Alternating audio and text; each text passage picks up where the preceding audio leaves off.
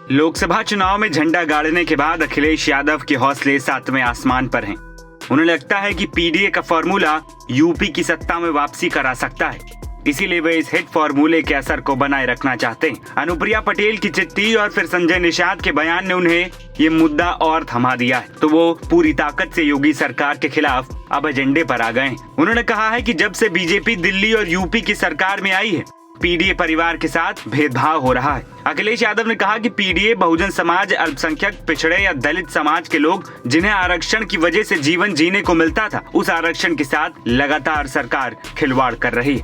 Bharatiya Janata party जब से सरकार में आई है, उनका एक एक फैसला देख लें अगर आप, उसमें आरक्षण के साथ खिलवाड़ हुई है। और आरक्षण की जो मूल भावना थी, उसके खिलाफ लगातार भारतीय जनता पार्टी काम कर रही है।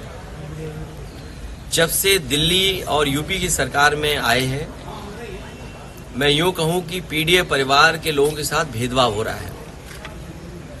और भारतीय जनता पार्टी नहीं चाहती है कि जो समाज, जो बहुजन समाज, जो पीडीए परिवार, चाहे वो अल्पसंख्यक हों, आदिवासी हों, आदि आबादी हो, पिछड़े हों, दलित हों या अन्य जातियां जिनको आरक्षण से सम्मान का जीवन जीने का मौका मिलता था, उस आरक्षण के साथ लगातार सरकार खिलवाड़ कर रही है। जहां तक पिछले चुनाव में एक कदम बढ़कर के हम सभी लोगों ने मांग की कि जाति जनगणना हो और आबादी के हिसाब से हक और सम्मान मिले, यही हमारा संविधान कहता है।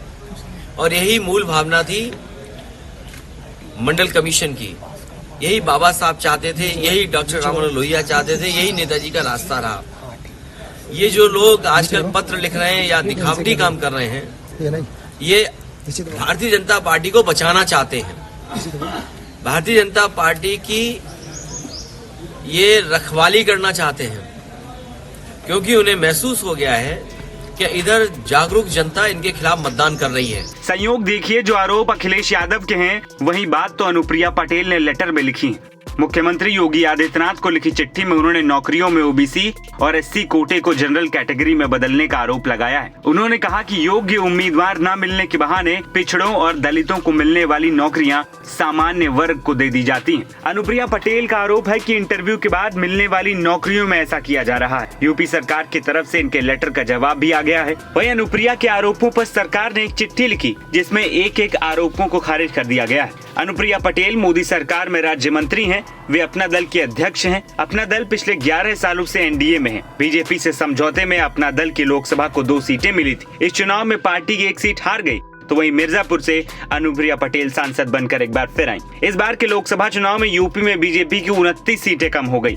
कहा जा रहा है कि पिछड़े और दलित वोटरों का एक बड़ा हिस्सा इंडिया गठबंधन में शिफ्ट हो गया। अपना दल यूपी में कुर्मी वोटरों की नुमाइंदगी करती है। इस बार कुर्मी वोटरों की पहली पसंद अखिलेश यादव हो गए। अब अपना दल की कोशिश अपना बेस वोट बचाने की है। अब यही चिंता संजय निषाद की भी है। वे निषाद पार्टी के अध्यक्ष हैं और योगी सरकार में मंत्री हैं। वो कहते हैं कि जब योगी जी सांसद थे, तब कहते थे कि निषादों को एससी कोटे में रिजर्वेशन मिलना चाहिए। अब वे मुख्यमंत्री हैं, लेकिन इस बात पर चर्चा तक नहीं होती है। संजय निषाद चाहते हैं कि संविदा पर मिलने वाली नौकरियों में भी आरक्षण की व्यवस्था हो। आरक्षण को लेकर एनडीए के घटक दलों के बीजेपी पर हमले से समाजवादी पार्टी कैंप गदगद है। उसे तो जैसे मन की मुराद मिल गई है। वहीं बीजेपी नेताओं के सवाल उठाने के बाद अब अखिलेश यादव भी इसमें एंट्री कर चुके हैं और बीजेपी पर जमकर हमला बोल रहे हैं। एनबीटी ऑनलाइन की रिपोर्ट।